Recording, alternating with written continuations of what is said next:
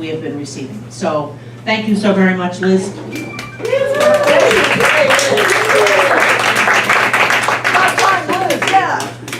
Now, because she is stepping away, that leaves Alberta and me, because our cute little gal that did the newsletter, she is dealing with some medical issues now at this point, and she can't contribute as much as she can.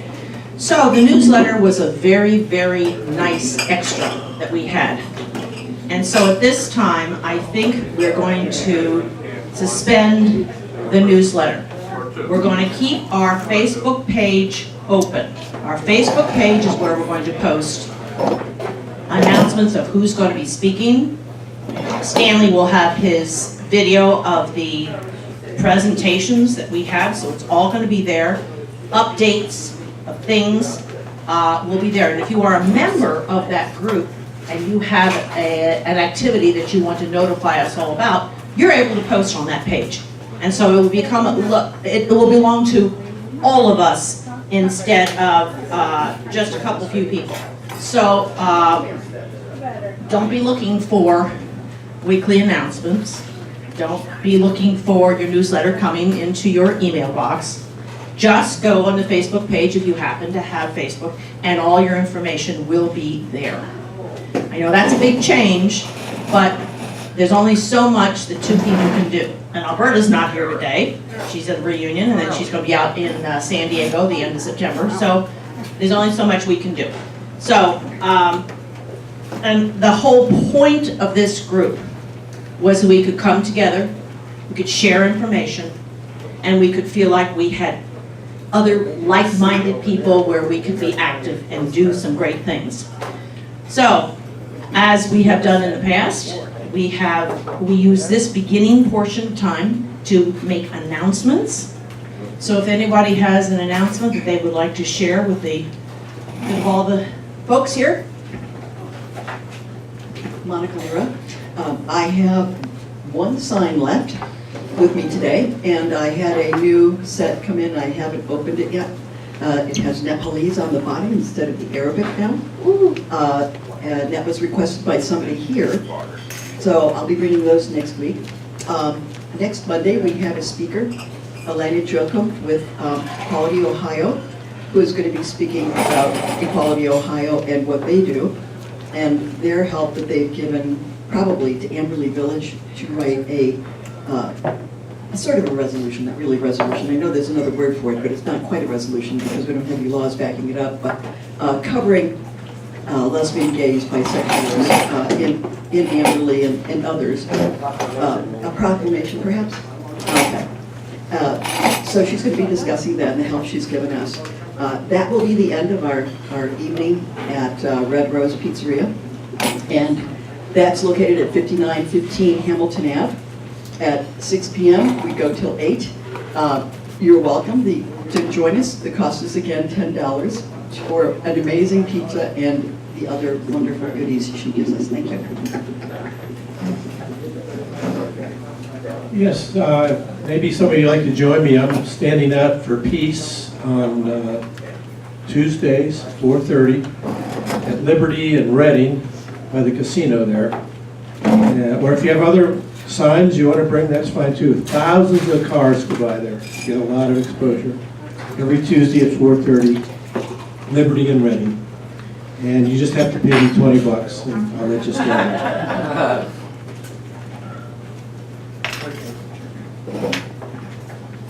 Just in case you didn't hear the news in the last hour, DACA was rescinded, and we're heading down the road toward more nonsense.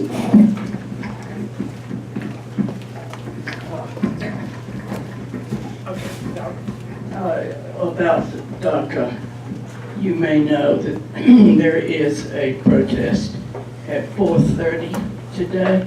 It's supposed to be 4:30 to 6:30 at Portman's office on Walnut Street.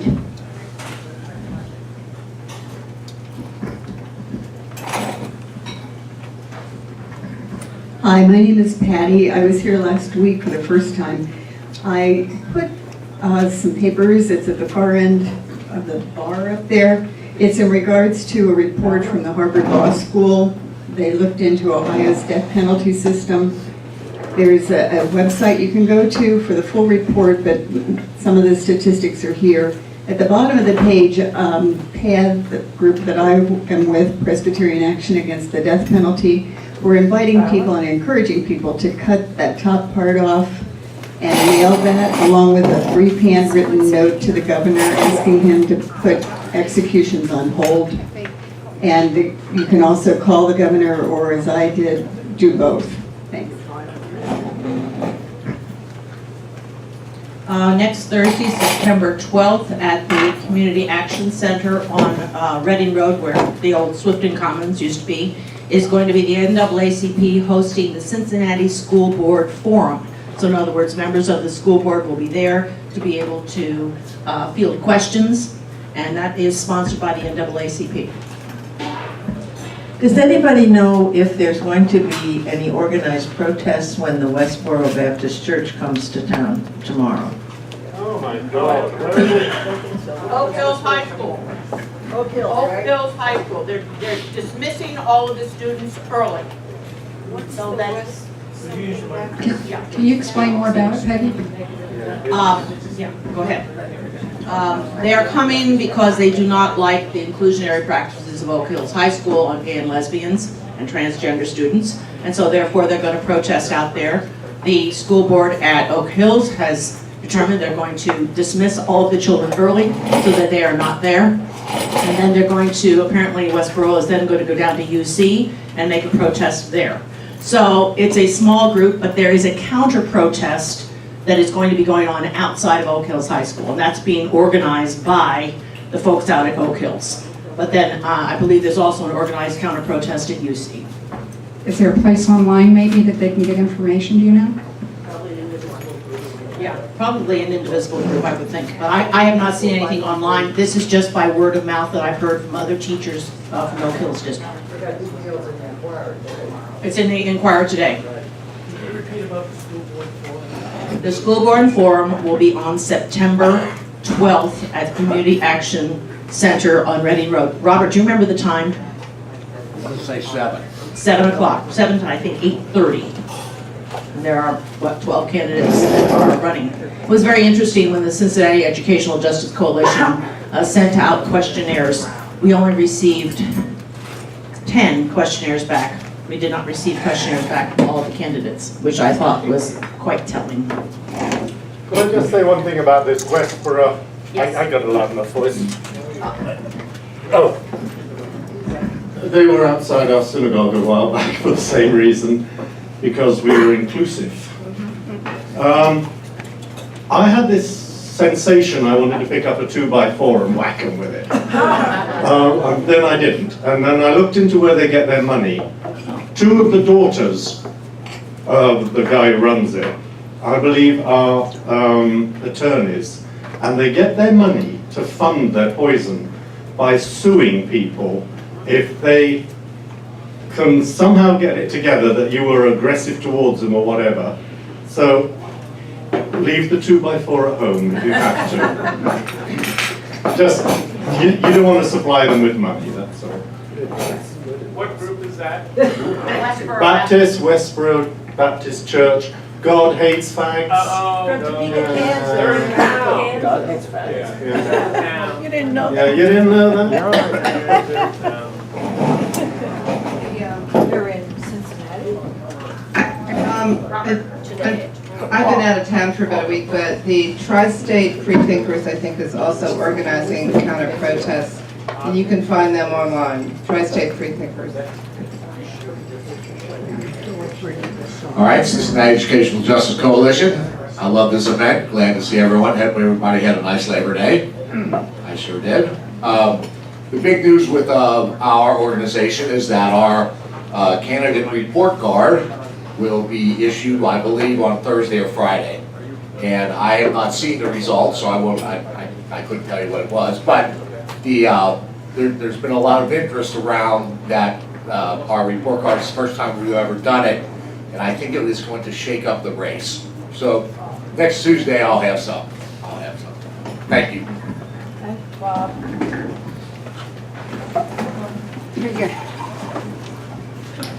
I'm Farrah Farley. I'm Dr. Weaver's campaign treasurer and recently appointed as campaign manager.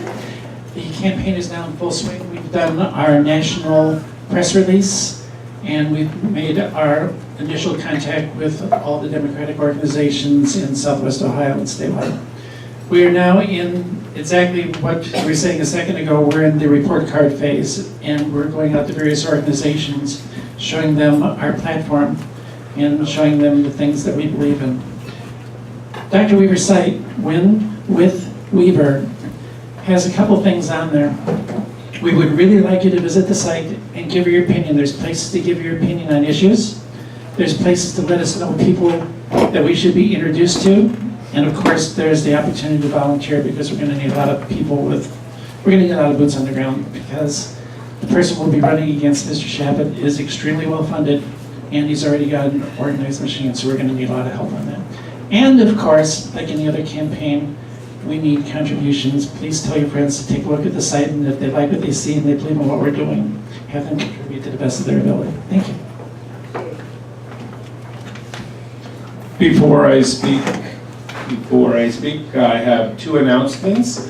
One is on September 19th at the Blue Ash Rec Center, the Blue Ash Democratic Club is hosting a forum on the prescription drug control price ballot question.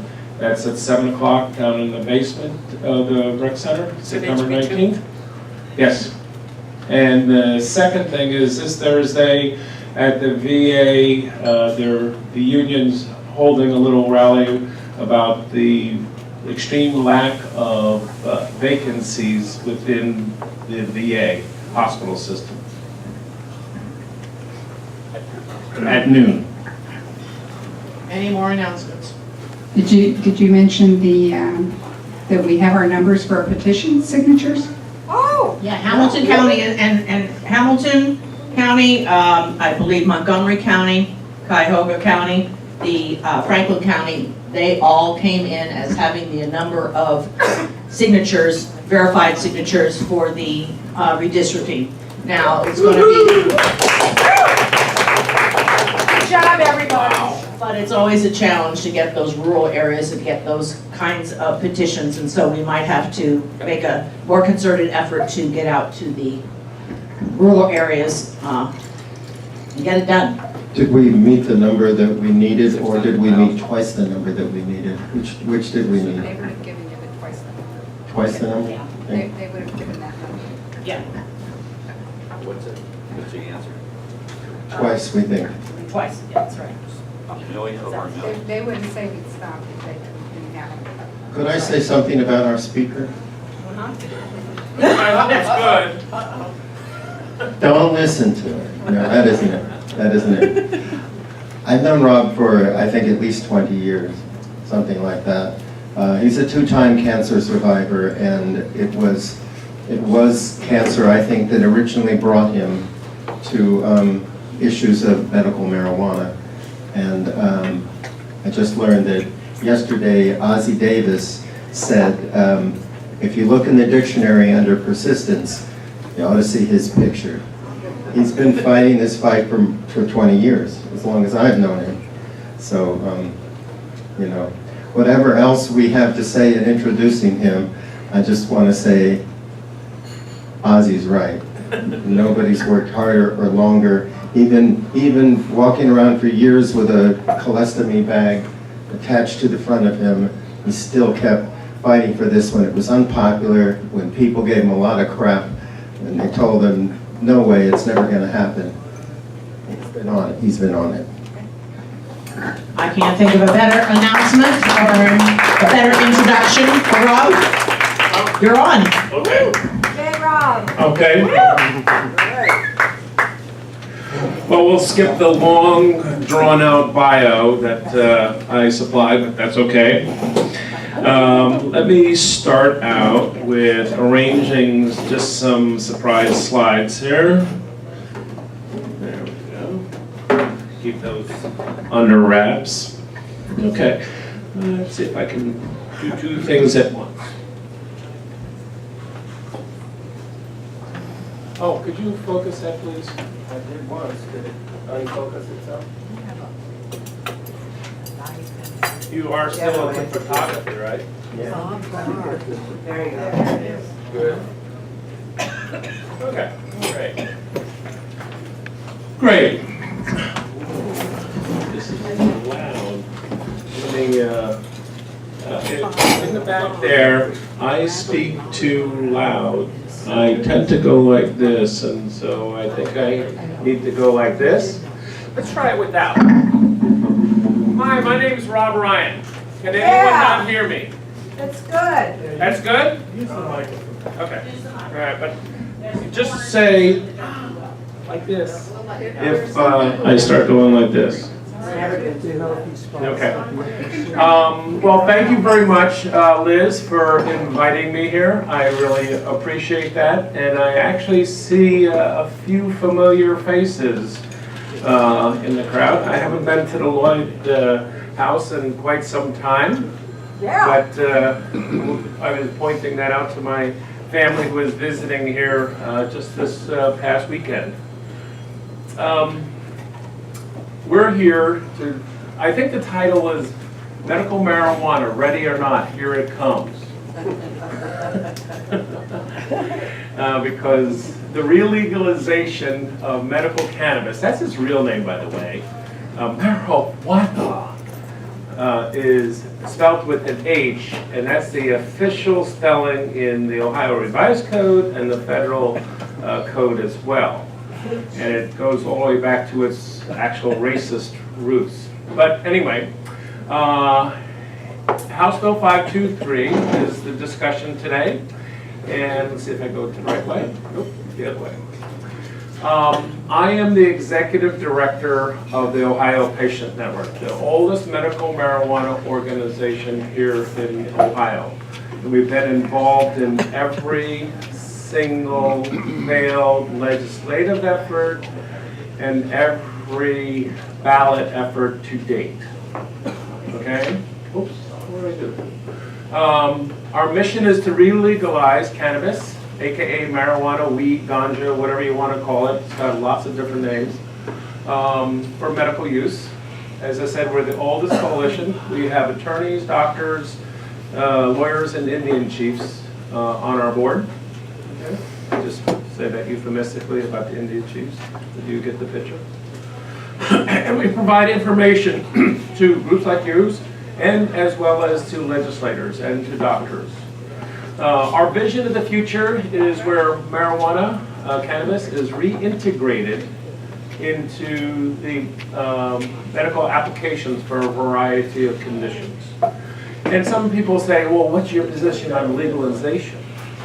Okay, they try to pigeonhole me. And I say, well, our position is that it's only with the full legalization of cannabis that these properties will be able to be studied, documented, and made available into various forms for patients in need.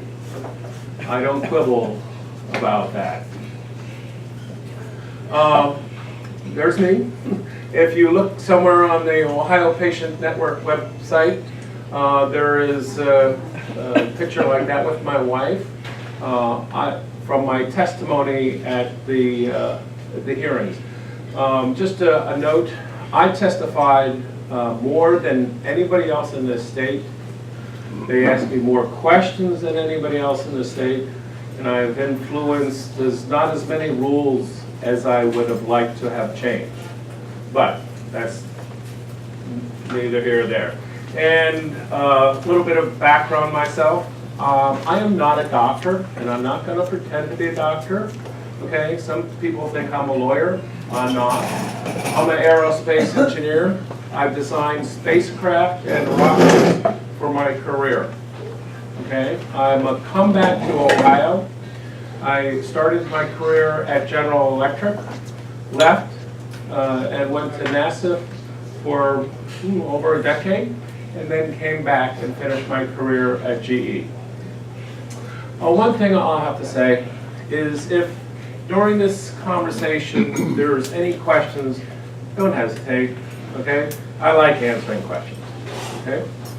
I've been involved quite a bit in the civic community, starting from T-ball on up. From one of my days, and where is it? There he is. Remember, I was on WAIF. I was the Amnesty International radio show host. They wanted me to do more every day, and it's like, oh, I can't do that. I have to work. But anyway, one other thing, I am a politician on training wheels. I'm a Blue Ash City Councilman, and I beat the longtime 21-year incumbent Republican who was a prohibitionist. And now I am up against the head of the Republican Party there in Blue Ash, Mr. Lee Zawankan. And just a note, I'm a Gemini. So I have, I can be over here, I can be over here a little bit. And I differentiated my slides here by this green line in Ohio Patient Network. If you see something that says, am I in your way?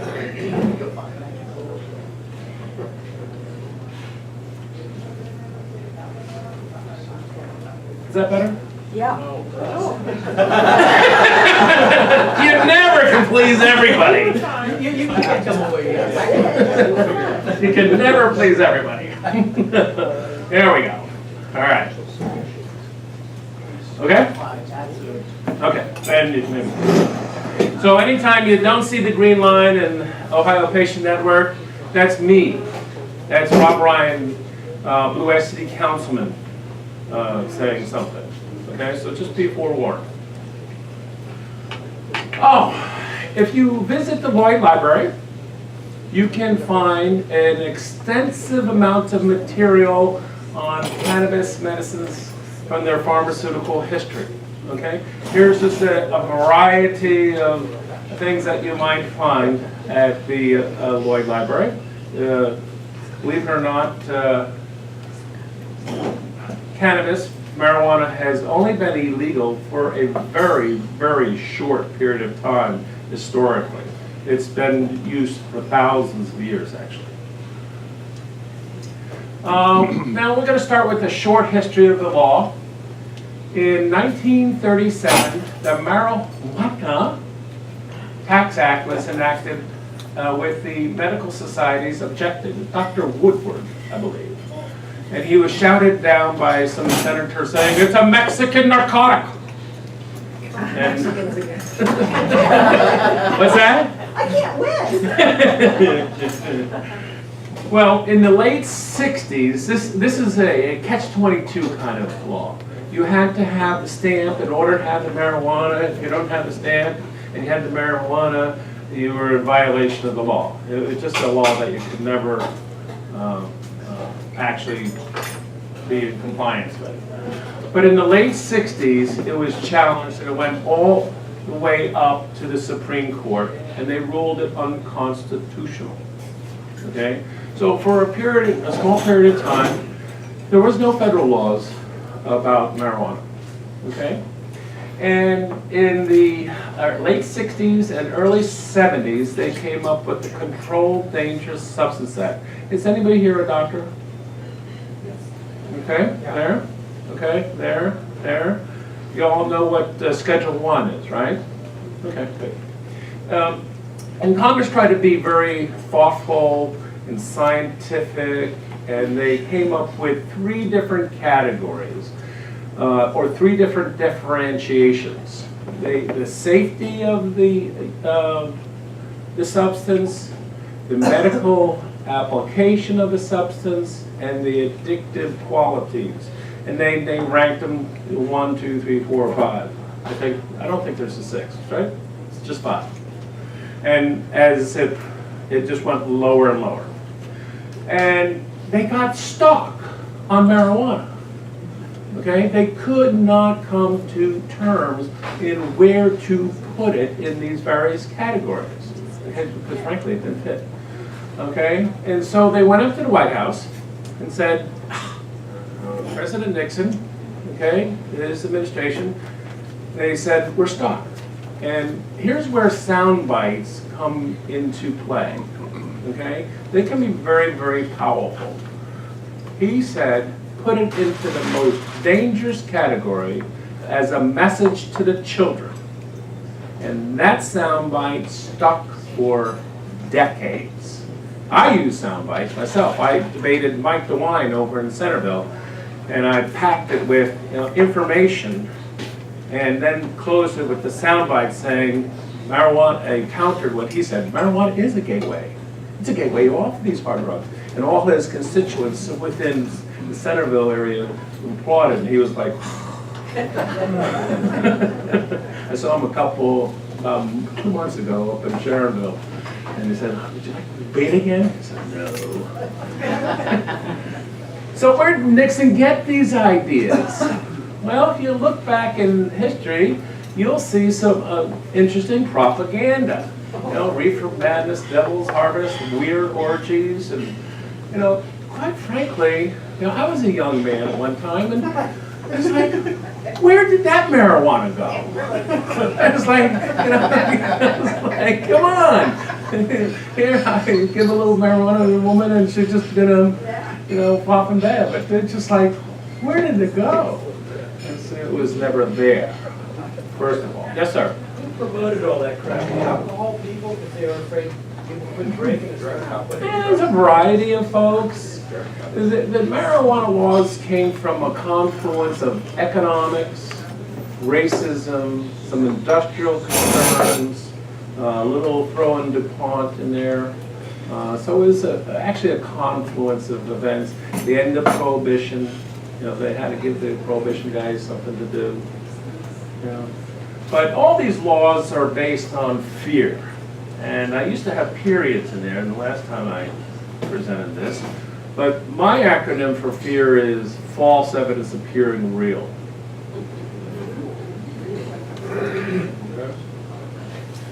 So, same class as heroin, okay? Let's define exactly, right out of the United States Code, what a Schedule I drug is. In layman's term, it's deadly, addictive, and no medical use. Is any of that true? The exact definitions is drug or other substance has a high potential for abuse, i.e. is addictive. The drug or other substance has no currently accepted medical use in the treatment in the United States. Oh, let's see, 30 states now, I think, have medical marijuana laws, something like that. And there's a lack, I love this one because my opponents, my national opponents, actually leave this one out. They say, oh, there's 2 reasons why the marijuana is on the Schedule I, but they always leave this one out. Okay, Mr. Sabat, I met him a couple times, and he kind of shies me now because there's a lack of accepted safety for the use of the drug or other substances under medical supervision. Translate that into a doctor can't even use it safely. It's deadly. It must be deadly. Okay? And you know, frankly, there has never been a single death from marijuana. And there's a physiological reason why. You can die from alcohol, you can die from aspirin, you can die from a lot of different things, from the LD50 ratio, the therapeutic dosage ratio, okay? One of the things about marijuana, there's these receptors all throughout our bodies called the endocannabinoid system, except in one critical part of our body, and that's the central nervous system that in the deep interior of our brain, okay, that controls the autonomic functions, i.e. your breathing, your heart, etc., etc. They're not there. You cannot die. It's physiologically impossible. Any disagreements from the medical community? So, what happened after they Congress said, okay, Nixon, we'll put it into Schedule I, but there's a whole bunch of senators and congressmen said, hey, no, that's trash. You know, there's all sorts of things wrong with that. So they started this program, the Investigational New Drug Program. And I actually brought some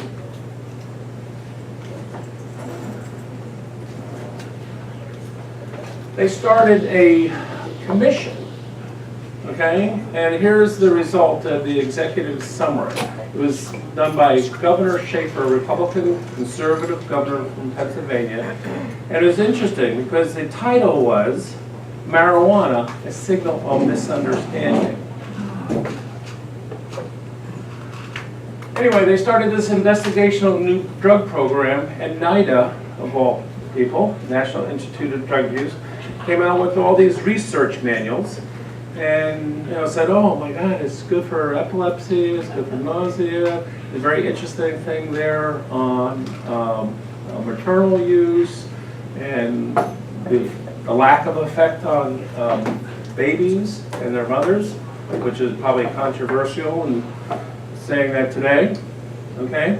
But it's true, okay? So they started this investigation of a new drug program, and there was actually my draftsman in NASA was one of these lower level guys, and they used to get the marijuana from the federal government as part of that research program.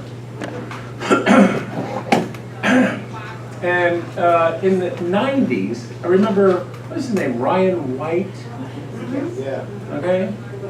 The little boy who was shunned from school because he got AIDS from a transfusion, I think. 1986. 1986, right.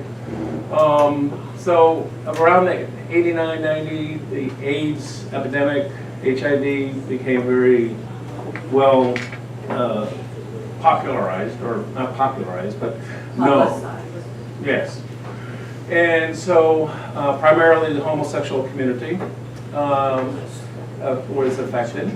And they started they had a series of drugs that were very caustic to the system, very caused a lot of nausea, weight loss, etc. And so they found marijuana helped them overcome these drugs. And so they started applying to the IND program. Okay? President Bush #1 didn't like that, and he shut the program down. Okay? But a bunch of these patients, especially the tier 1, that had been receiving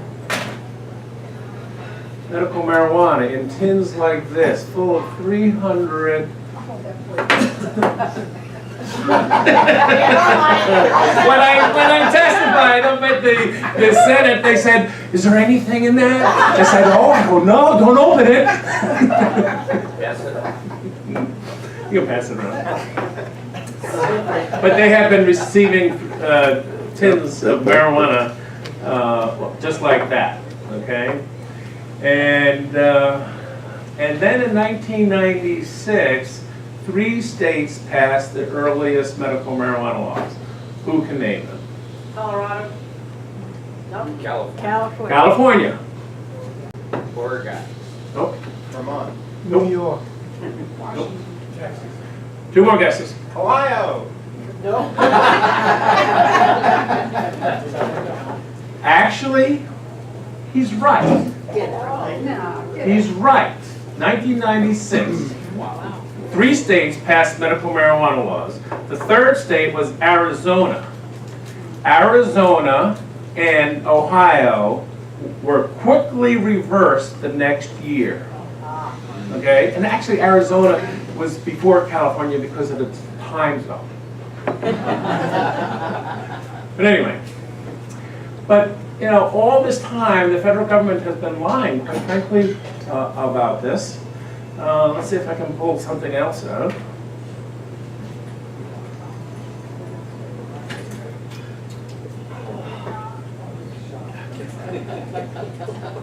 I'm a researcher by nature. That's one of my functions when I was in NASA, so I dig in, okay? So here's a put out by National Institute of Drug Abuse, Dr. Marikira, medical marijuana papers from 1839 to 1972. Okay? They've had this in the NIDA's vault for a long, long, long time. And so here we have a litany, and I'm not going to go through this. This is way too small a print. You can't read it from there. But in 1996, these 3 states passed the laws. In 1997, they were quickly reversed. My predecessor, John Precup, a MS patient, actually testified at the Senate hearings up in Columbus in the 97, trying to stop that reversal. Okay, and then Alaska, Oregon, et cetera, et cetera, et cetera. I was in the Maryland at the time when Washington passed the medical initiative. But here's an interesting little fact. Forgot the name of the congressman from Georgia. He put a little rider on the Washington, D.C.'s budget and said, you can count, I think it was issue 19, ballots.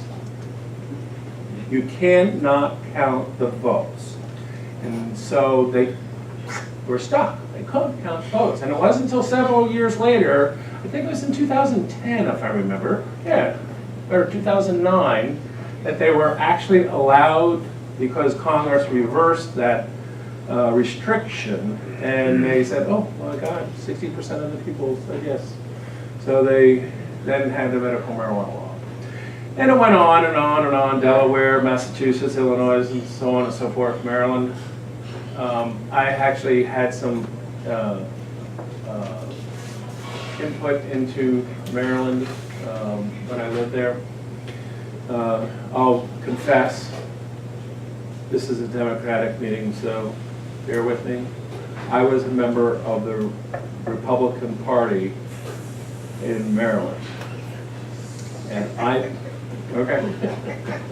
I confess. But I passed several resolutions at the party level, and they failed, they passed. And one of them was about medical marijuana.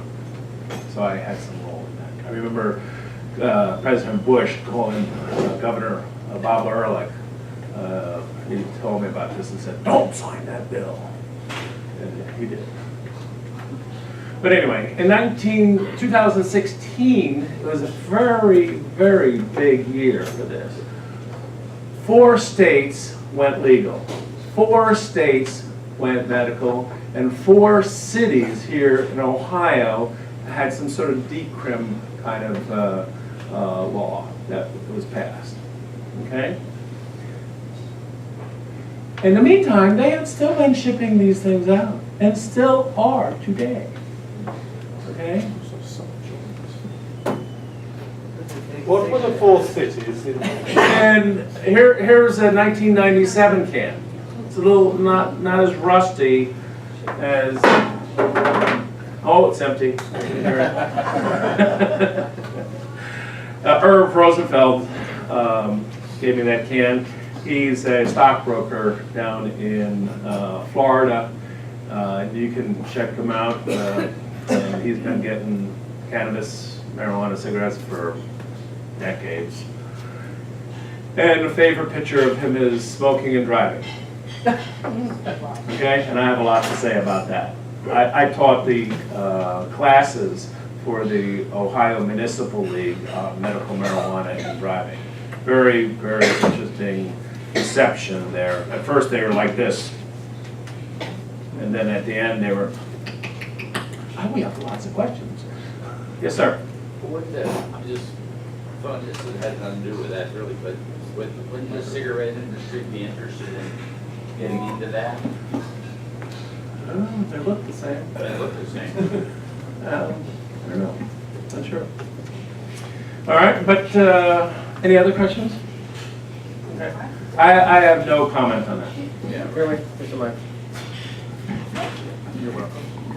Do you connect any of this to the attempt to keep African Americans from voting by making laws that tend to get them arrested and put in jail, and then they, so on and so forth? That can right there, if you read the quantity, 300. that's felony level.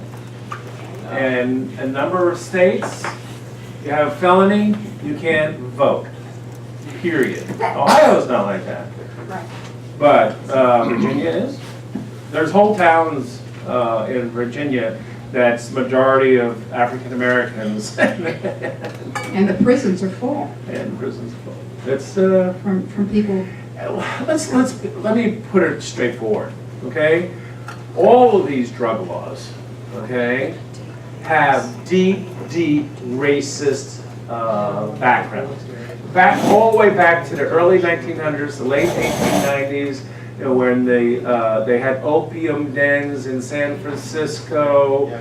They used to go after the dens that served white women, okay, confiscate their opium, and sell it to those that only served Asians.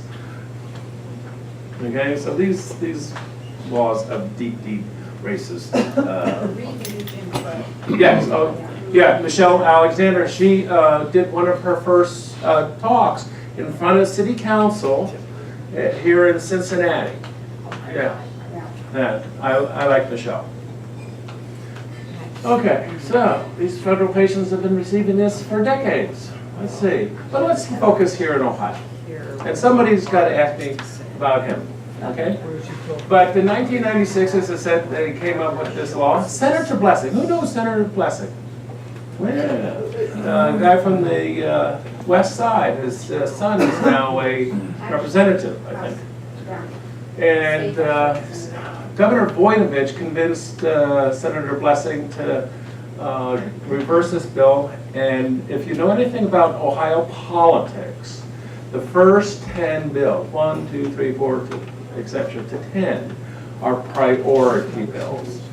Okay? Those are that the administration wants to pass. The Senate bills. That's state senator. State senator. Then there was a series, I came back to Ohio between then, and then there was a series of bills by Senator Reagan, Senator Roberts, Representative Bucco, and I'll be frank, I was involved in every single one of them, okay? They went nowhere, okay? They didn't get any hearings, one got a hearing. I arranged for a doctor and the American Nurses Association representative to testify, but never got a second hearing. Then the first, so, I gave up on the legislators, frankly. And I said, okay, we're just going to go through the ballot. Okay? So the very first ballot was the Ohio Alternative Treatment Amendment. It was a very nice ballot. Okay?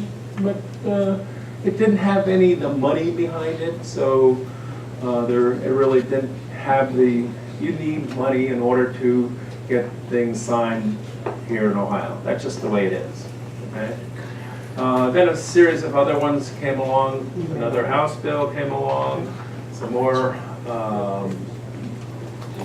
medical marijuana rights amendment, which is interesting. And then this one came along in 2015. Some people have some hard issues with it. They called it a monopoly. Okay? The Responsible Ohio. And quite frankly, you looked at it, it wasn't a monopoly. There was hundreds, if not thousands, of people involved in it. The Youngstown facility had 400 independent growers within that particular facility. So did the one out in near Dayton. Yes. Okay. Anyway, House Joint Resolution 4 put this monopoly tar baby on it, and it failed. Okay. And then an organization called the Marijuana Policy Project came into town and said the next year, 2016, we're going to put medical marijuana on the ballot. And let me tell you, that scared the bejesus out of the representatives. Because what else was going on in 2016? Trump, Hillary. And their state representatives do very full well, because I hope, some of them at least, that medical marijuana will win, no matter what. okay? Unless you're force feeding it to the children in kindergarten or something stupid like that, okay? The other thing about the medical marijuana ballot, and this is, you can go look at the history of this, it gives the Democratic candidates about a 5 to 7% bump in the outcome, okay? Which is interesting, and scared them to death, okay? And so House Bill 523 was passed at legislative light speed, okay? I got tired of going out to Columbus and trying to make the law better and better and better. It got some changes, but not as many. Any questions? Why Mark Twain? Okay, Mark Twain was alleged to say, when the world comes to an end, let me come back to Cincinnati because everything happens 20 years later. So, 1996 to 2016. So maybe there's some truth to that. Okay, thank you. Thank you for being my favorite. All right, so what do we got? Let's just go quickly through what this law says. It permits a patient with the recommendation of a physician to use medical marijuana, grants this affirmative defense, and it's a kind of a bridge. Yes, sir? Ma'am? What treat a qualifying medical conditions? Who determines what a qualifying medical condition is? I'll get to that. I'll get to that. Okay. It creates this bridge called the affirmative defense, and I'll get into that a little bit later because one of the things that I was testifying is, hey, look, this program is not going to be operational to 2018. We have epilepsy patients, we have cancer patients, we have these chronic pain patients that are using marijuana now. Okay, so they have to wait 2 years, and so they created this bridge kind of feature. Okay, enables a caregiver to assist. There's rules to making rules in Ohio. Okay, it goes through the JCARs, it goes through the Common Sense Initiative. It has its processes. And so on that particular one, the original law or rule said a caregiver can have care for 2 people. Well, anybody here a nurse? Okay. If you're in a home care situation, could you only care for 2 people? No way. You financially just couldn't make it. So they, at my urging, they changed it, and so now these nurses can care for lots of people. Okay, so that was good. Enables these legal protections. This is so silly. They couldn't smoke. Okay, and I testified and said, look, just say no smoking in public because people are going to smoke it anyway. Okay, but so be it. Couldn't grow it because you had to buy it from somebody. Yeah, right, exactly. Here's this is one I'm going after. Patients are not to operate a vehicle while under the influence of medical marijuana. One of the things I taught at the Ohio Municipal Leagues, OBI and medical marijuana, was to the mayors of Ohio, he's up in Columbus, is that there is a very big difference between under the influence and impaired. Tremendous difference. Okay, you can smoke marijuana or consume marijuana 3 weeks ago. You're still under the influence per the law. Okay, that's ridiculous because of the number of nanograms per milliliter in your blood or urine or whatever. It's just it's junk science, is what it is. Okay. Here's a good one that came in. Patients' parental rights are not invalidated. In Ohio courts, I remember this coming across my desk multiple times. It's schizophrenic. It's all over the place. Okay, some judges, it typically ends up in some sort of divorce situation where the wife says, he smokes, or the husband will say, she smokes, and, you know, trying to navigate through the divorce situation. And some judges will say, yay, and some judges will say, so what? And so now this is encoded into law where that's not a reason to invalidate the parental rights, which is good for a medical marijuana patient. Any questions? So the operation of the motor vehicle, we don't know what under the influence really is. The question is about, yeah, so my question was, has the prohibition on any sort of reasonable experimentation on marijuana prevented us from getting a good feel for what under the influence means or not? Or has there been enough research into that to know, and they're just using junk science anyway? That's a complex question. I'll try to answer it as best as I can. Under the influence is a chemical test of the contents of your body. Okay? The National Highway Transportation Safety Administration testified before Congress a little while ago and frustrated some of the prohibitionist type of congressmen because they couldn't say anything definitively, scientifically about marijuana consumption and driving. Yes, sir. Oh.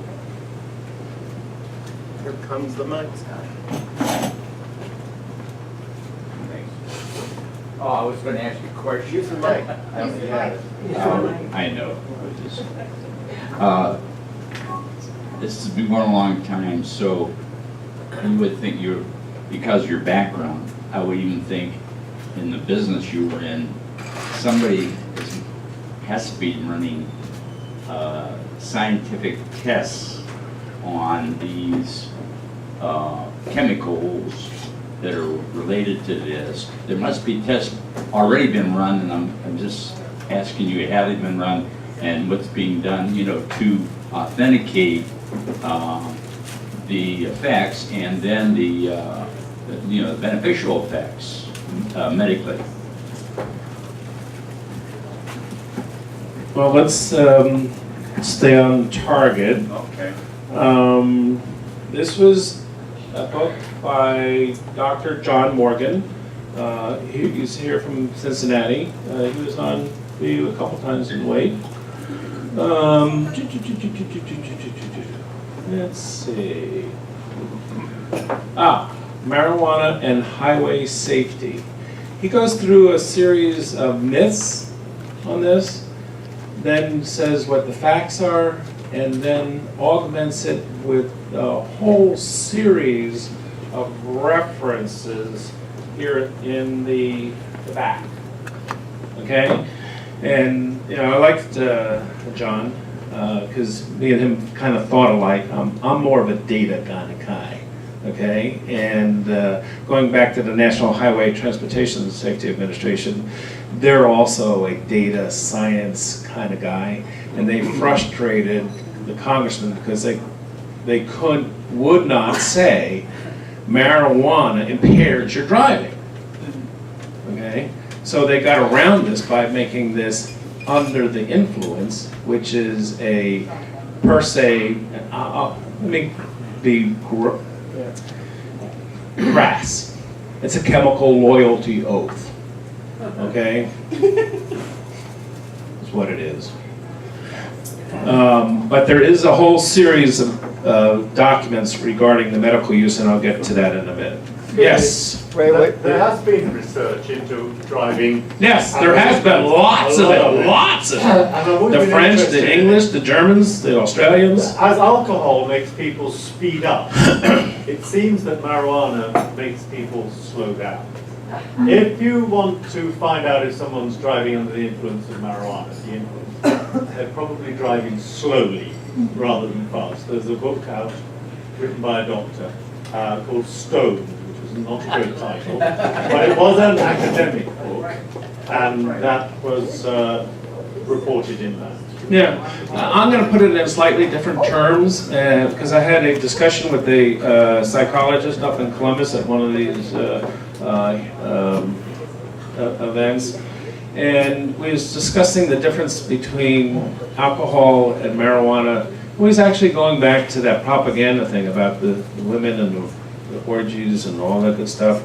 And he was, I said something like, marijuana influences, alcohol influences your judgment, whereas marijuana influences your mood, or something like that. And he put it in different terms. And he said alcohol affects your cognitive skills. And that's why people will just recklessly drive fast on alcohol. And they won't do that on marijuana. They really don't do anything different. You know, people beat up people and rob banks and do all sorts of stupid stuff on alcohol, but it's a little different than on the cannabis. So if I'm understanding what you're saying correctly, what they're trying to do is establish a correlation between evidence of use and the ability to function, and apparently the tests have happened, the correlations haven't been validated yet? That's why they frustrated the congressman at that hearing. It was planes, trains, and automobiles in Stone Driving or something like was the name of the hearing. I can send you the reference to the video on that. That's pretty easy for me to do. Well, with alcohol, they can show that reaction time is a lot longer. So what about with marijuana? Couldn't they just have that same test and say it isn't or it is? No, that's interesting, because one of the things that they said about marijuana was that those jazz musicians who were able to get in the second beat a lot quicker. And it was like, I don't know about that, but anyway. You know, think about basketball players. They are consume marijuana. That's no secret. And they are very talented as far as, you know, their athletic abilities and their coordination. So it's an interesting topic. Yes, sir. I wanted to ask, the marijuana that's around nowadays is not the same marijuana that was around in the 60s and early 70s when I was whatever it was that I was. It's because of the business of marijuana, it's been developed to the point to where it's 10, 20, 50 times, 100 times more potent. How does this confuse things, or does it confuse things? There's several ways of answering that. First of all, it's not 100 times. There's limits to the plant. Depends on where you grew up. In certain sections in, say, New York, we've got Colombian gold, you know, Maui Wowie, and things like that. And I'm sorry, maybe in Ohio they didn't get as good of marijuana as they did in other locations. But genetically, the marijuana has not really changed that much. One of the interesting things that was actually in the Marijuana Myths and Facts book, they've gotten better at growing it, okay, and selecting it. But in the early 60s, 70s, and it went into the 80s, they saw this rise in the percentages. And it's like, oh, what's that from? Percentages of what? THC. Okay. And what it amounted to was in better storage conditions.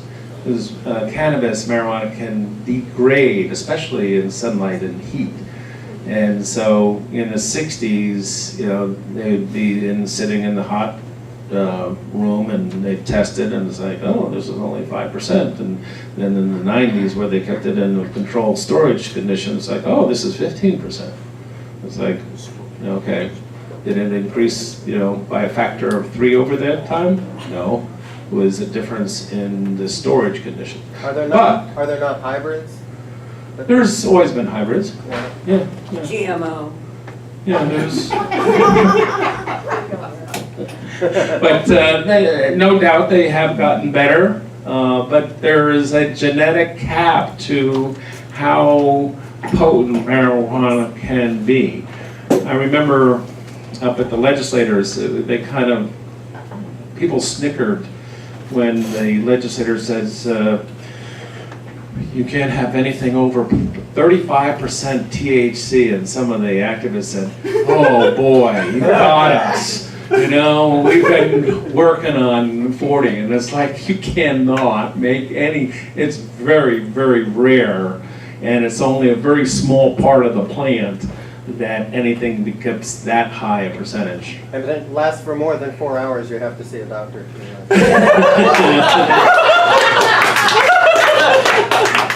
Here's one. And if you do, your girlfriend will slap you silly. A musician friend of mine, and in the music industry, there is a lot of use of marijuana. A musician friend of mine told me that a lot of these guys, they get stoned and they think they're playing great, and it's going to stay off. But that aside, I wanted to ask you about the potential for abuse. When I was practicing and teaching at New York University in oral diagnosis, I was at the epicenter of the onset of the AIDS epidemic in New York. By the time, 2 years later, that I spoke at the international conference in Amsterdam, the question was about giving these patients Vicodin for their pain and in terms of treatment. And a lot of the physicians agreed with that philosophy. My position was that a lot of the patients get the Vicodin and then sell it in order to pay for other more urgent medical needs, the high cost of ACT and so forth. So what I wanted to know is, in issuing cigarettes or other formulations of marijuana, what is the potential for abuse to users who are not, who do not necessarily need medical marijuana? It's very hard. Can I put an add-on to what Dr. Dieter said? Sure. One of the things, being a child of the 70s, it would seem to be a huge difference between what we saw back then, when it was not regulated, when there were additives put in like horse tranquilizer to put your way over the top. Whereas if you have a properly regulated and controlled situation, you're going to get specifically what they're expecting instead of some of these strange reactions.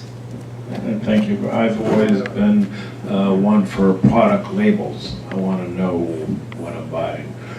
A very difficult, multi-dimensional kind of question. 4 dimensions. Abuse is a very difficult topic, but I do remember my grandmother telling me, Robert, everything in moderation. Put those mashed potatoes back. I plop them on. And she said, that's too much. Put them back. And so one thing, again, it's a very difficult question to answer succinctly, but these conditions have to be authorized by their medical provider. So there's some sort of check and balance. Is it going to be perfect? No. Is it going to be better than it is now? Yes. And I don't think I'm really answering your question. Okay? You want to try pegging me down a little bit more? The issue becomes one of bringing drugs onto the open market, and it's a drug in which there is loss of judgment. So in combination with other drugs, it is a drug that can be abused. I don't think there's anything that cannot be abused. Yeah, but the potential for marijuana and abuse with other drugs, particularly opiates and so forth, and the lack of judgment that it produces. There was plenty of HIV virus that was spread by patients who was stoned, who lacked the judgment to not spread it, and so forth.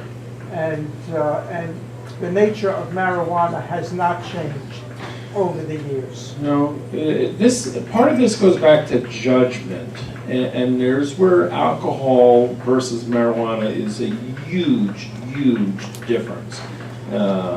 Alcohol does affect your judgment, your cognitive skills, your responsibility, doing all sorts of irresponsible stuff, whereas marijuana doesn't have that same kind of effect. Now, when you get into a polydrug kind of environment, then all bets are off. Because the culture of marijuana is one of sharing, and that's where the abuse comes in. So it was sharing because, yeah, that's true. It was sharing because probably of its scarcity. It wasn't scarce where I came. We don't need any confessions. Rob, is that your last slide? No. Let me quickly go on. I'll quickly go on. There's the qualifying conditions. 2 of these actually emanated from Ohio.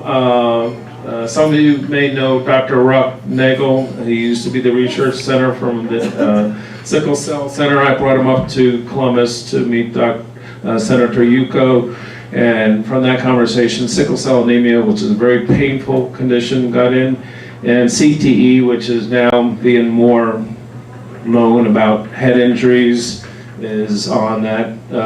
Conditions can be added here in Ohio. These are the only 2 conditions? That were unique to Ohio. All of these conditions are allowed. Sorry, I'm trying to go quicker. Okay, but those 2 starred conditions are unique to Ohio. I think Pennsylvania copied us. Okay, and as the executive director of Ohio Patient Network, I have committed to adding opiate addiction as a qualifying condition for medical marijuana, and I'm getting a lot of good traction on this, very good traction. Actually, it's very interesting. Actually, from the medical board president, Dr. Soin, he runs a pain clinic up in Centerville, that was a process of, with him in, coming to my side of the equation. And now he's saying things like pot can wean people off of the opiates. I was down in Portsmouth, Ohio, the epicenter, and that was a whole interesting. They set me up against the police chief, the director of the medical board in Scioto County, the drug addiction court guy, and Drug Free Ohio. And after the presentation, they flipped to my side of the equation. So it was it very could be a interesting. gateway drug to sobriety. It's a gateway. My little soundbite, and I used it against Attorney General Mike DeWine to his chagrin. Okay, up there in Centerville. Centerville. And I said, Attorney General Mike DeWine is right. It's a gateway. It's a gateway off of these hard drugs. And the crowd just gave me a big applause, and he shrunk. Is it an alternative to methadone? Methadone is another form of opiate. It's addictive. Methadone is addictive, where as opposed to marijuana maybe not being so? Marijuana is not addictive. So it's a better Marijuana is not addictive. It relieves. It's very interesting. One of the things I went back here is look at the withdrawal symptoms for some of these opiates, okay, and then match up what the effects of marijuana are, and you'll see, oh my God, look, they match up. That one ameliorates the other. So it's very interesting. As a consequence of my conversation with Dr. Soin, because I said, hey, Dr. Soin, I get calls from all these patients that they're getting kicked out of their pain clinic because they're testing positive for marijuana. And he said, well, that's because of our rule about standards of care. And says if you're giving them, prescribing them opiates and they're using illicit drugs, that's I may not be using the right term, substandard of care. And I said, well, wait a minute. Marijuana, according to House Bill 523, is a Schedule II. And he says, like, oh, you're right. Okay? And so my recommendation is these pain clinic patients to get recommendations now. Okay? So they're not kicked off. And Ohio physicians have the green light to recommend medical marijuana now. Some people say I gave the medical board PTSD because I badgered them on this. And they finally said, oh, okay, you're right. And this is a direct quote. The medical board is in no way prohibiting the recommendation of medical marijuana now that House Bill 2.3 is effective. And to cement that even further, you look at Revised Code 4731-32nd H, and there's a very critical word that's missing. It says, a physician is immune from civil liability, not subject to professional disciplinary actions by state medical board, etc., and also the law. It doesn't say a certified physician. Physicians can do it now. Okay? So suggestions on talking to the doctor, I'm going to skip over that. But this is what I say to patients. What if your physician says no? Medical board says I can't. That's not true. It's against federal law, lose my license. That's not true. Dr. Conant et al. Versus federal government. They won. Federal government lost. My employer says I can't. That's a tough one because a lot of these doctors are not independent contractors and they are part of the Cleveland Clinic or something like that. My take is show me the policy, give it to me. And I have yet to see one. There's secret policies maybe, but they have no written policies to date. And if there's contrary to that, I'd love to have it. I want that piece of paper. I'll use it like a claw. Physician treats you improperly, like a drug addict. Report them. Report them to the medical board. They don't like to be reported.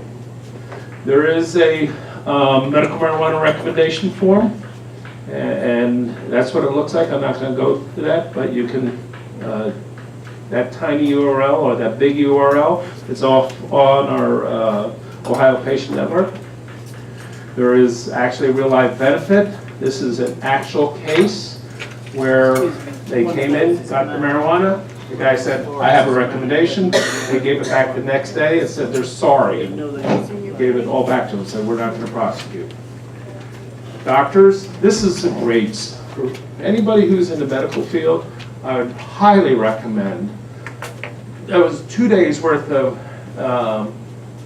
presentations at the National Institute of Health on marijuana and cannabinoids and Neuro Research Summit. It was great. It was. I came away with that from that particular event where the doctors were like, "Wow, this is a brand new world." Okay, it was fascinating. Talking about the medical benefits. Okay, in January of this year, the National Institute of Medicine, Academy of Medicine, published a report that said it is conclusive that all these differentiations of the support is conclusive. This is substantial, this is moderate, this is limited, this is insufficient.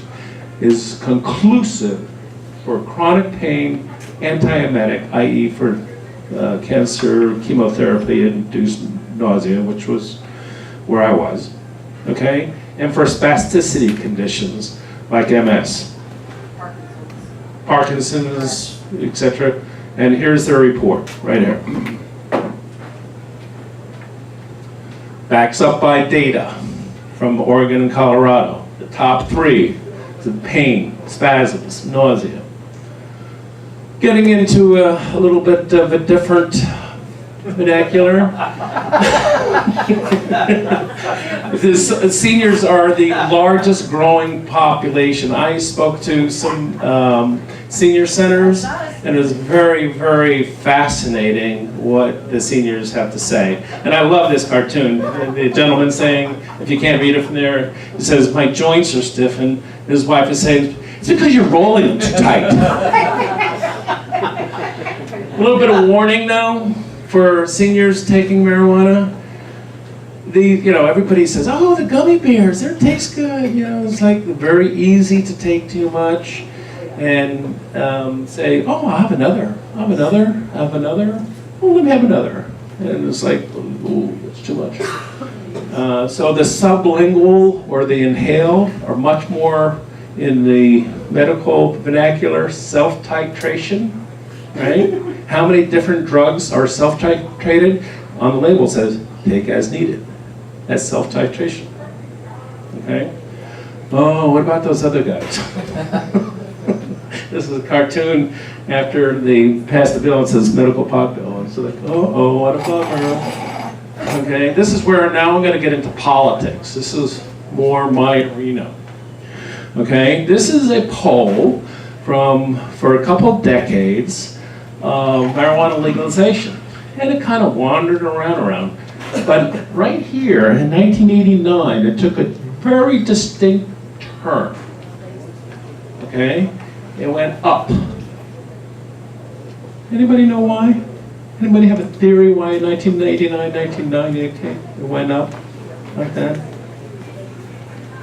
I'll tell you.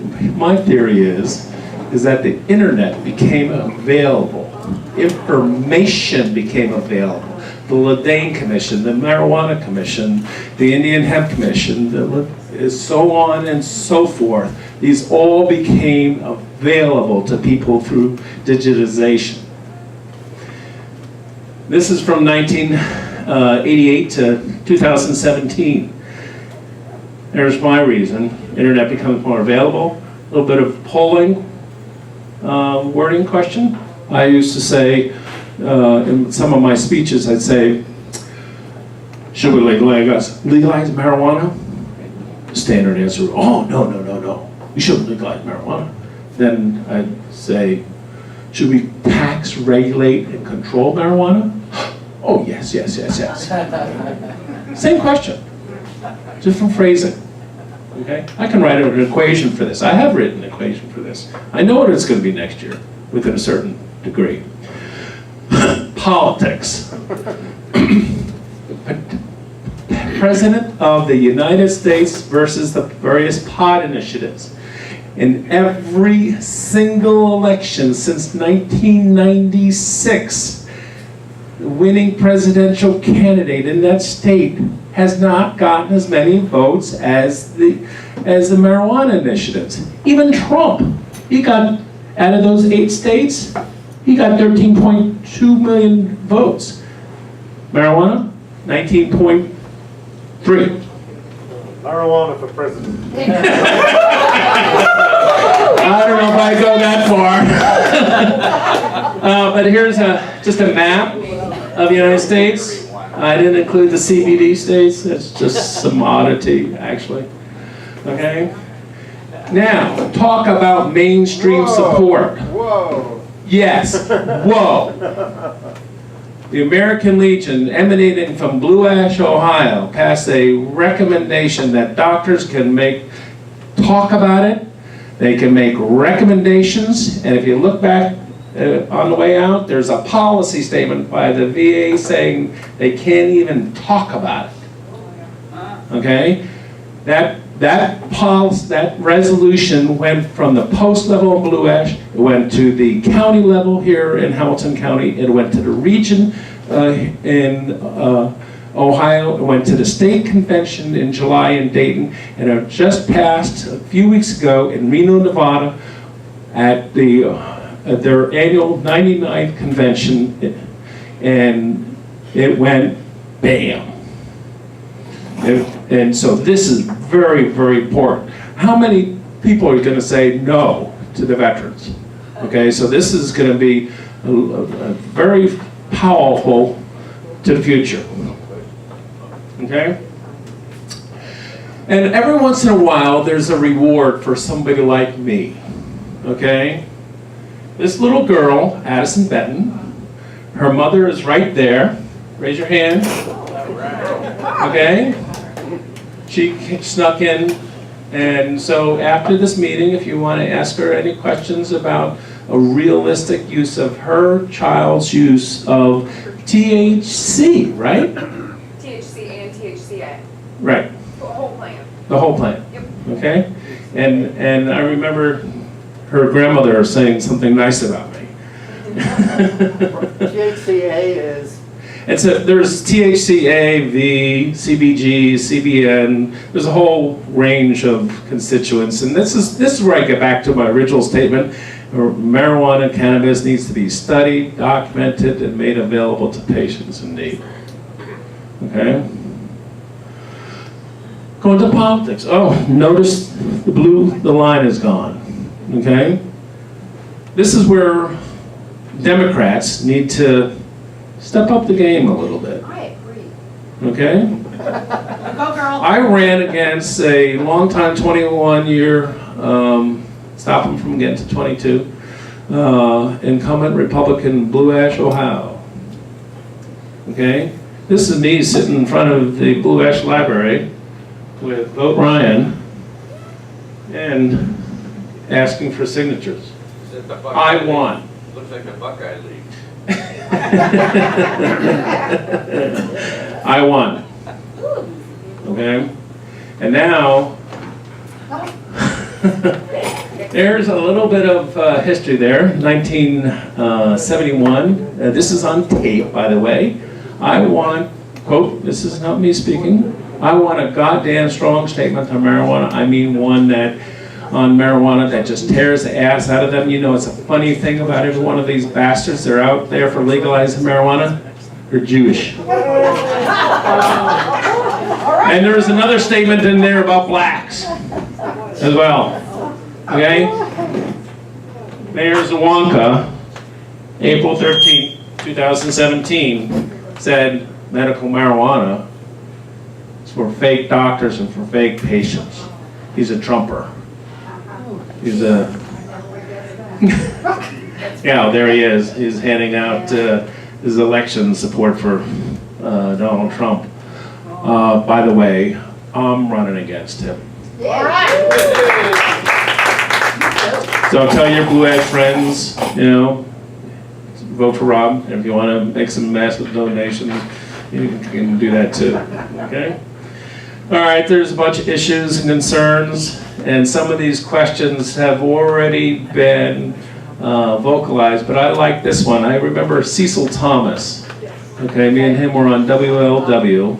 This is before he converted to my side. Okay?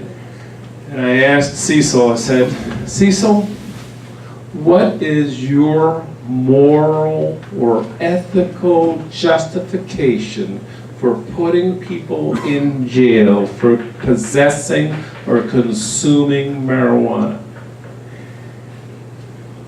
His answer was radio silence.